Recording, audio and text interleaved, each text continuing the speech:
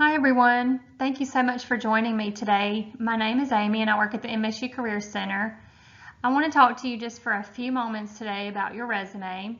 So whether you're a new graduate, knee-deep in the job search, or an alum unexpectedly back in a job search, or perhaps you're just someone who wants to pull out that resume, update it, make sure it's the best it can be, I hope that you find something helpful on this session today.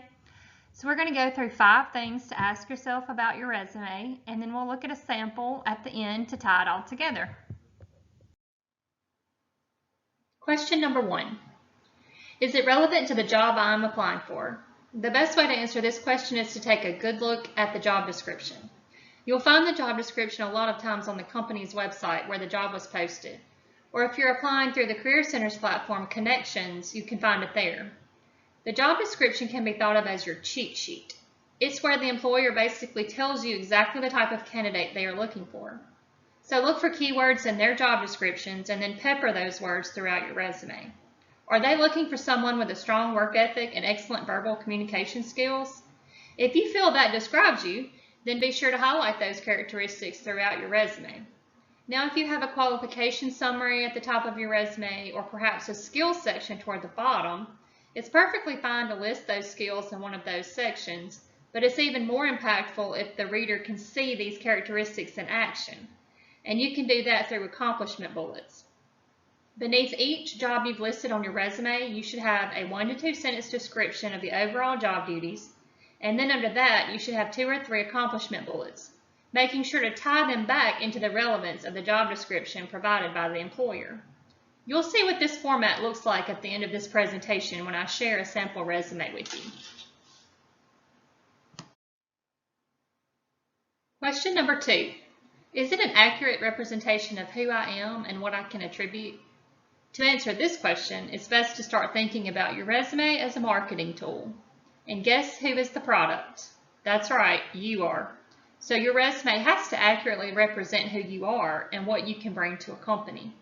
A resume should have very basic information at the top, your name, which should be the biggest font on the page, by the way, and contact info, not your address, just an email, phone number, and maybe even your LinkedIn profile.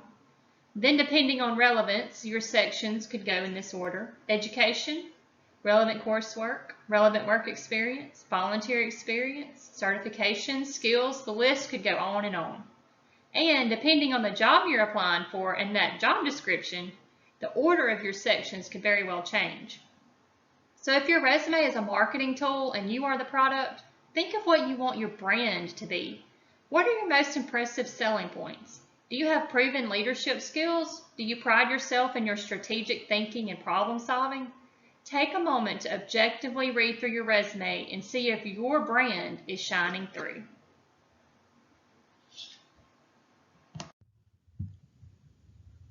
Question number 3. Is it written with the reader in mind? It can be discouraging to think that after hours and hours of working on a resume, the reader can take 5 or less seconds to make a decision about it. But that fact should incentivize you to write your resume with the reader in mind. Your resume is a professional document about you and your experiences and your skills, but at the end of the day, someone else will be the one to read it and make a hiring decision based upon it. So thinking about your resume from the perspective of the employer will help you with deciding what information to include.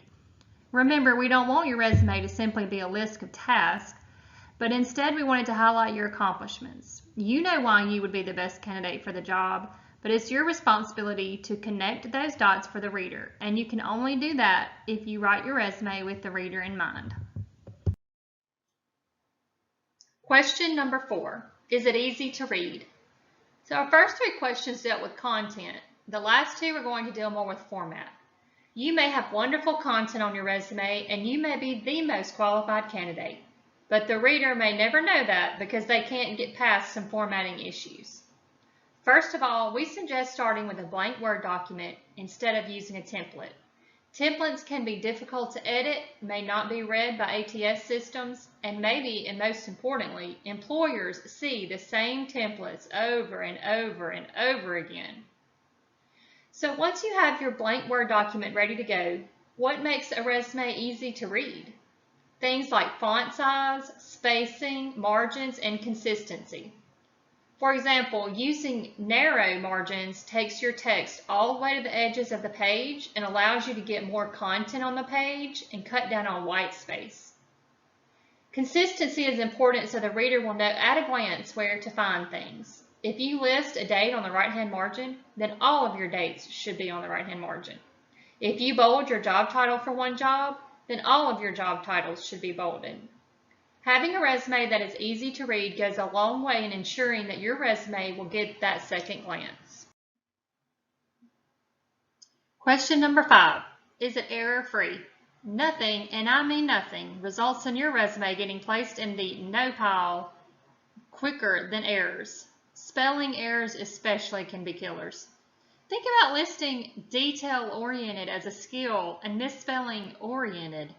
It immediately nullifies your content. After working on your resume for hours, it is hard to catch mistakes sometimes. That's when enlisting the help of friends or family can come in handy. Always have someone look over your resume and alert you to any inconsistencies or errors they find. Whatever you do, don't turn in a resume without another set of eyes looking at it. An error-free resume says you are a detail-oriented and a professional, and that can go a long way in the reader's eyes. So I wanted you to see a sample resume that we've put together so you can kind of see what we've been talking about font size and margins and consistency. No two resumes will ever be the same, but as you can see here, the formatting should always be clean and consistent and the content in order of relevance. This resume was started from a blank Word document, so it can be easily edited. I do get asked a lot about photos on resumes as well as color on resumes, and regarding your photo, the answer is no, absolutely not. Regarding color, you can, but I would recommend you be intentional. For example, if you were applying to MSU, a little touch of maroon certainly wouldn't hurt on your resume. So, will your resume look exactly like this one? No, it shouldn't, but it should look professional and, well, a tad bit boring, because let's face it, resumes are just supposed to be that way, a little bit boring. Usually, if a resume is deemed eye-catching, it's not meant in a good way. So, think about this, this whole presentation. It's been black and white. It's been very simple and straightforward, and I want you to think about that when you're doing your resume. I do want it to portray your personality, and you can definitely do that, but be careful with too much color. Don't put a photograph. Don't go crazy with graphics or anything. Just keep it pretty straightforward, pretty simple, pretty black and white. Well, thank you so much for joining me today. I really enjoyed talking with you about resume writing. The Career Center is always here to help you with your resume. We do resume reviews daily, and we would be glad to look yours over. Send it to our email at career@msstate.edu, or check out our newly updated website at career.msstate.edu to find your coordinator and email it directly to them. Good luck with your resume writing, and remember to contact us with any questions you may have. Thanks for joining me today. Now go get to work on that resume.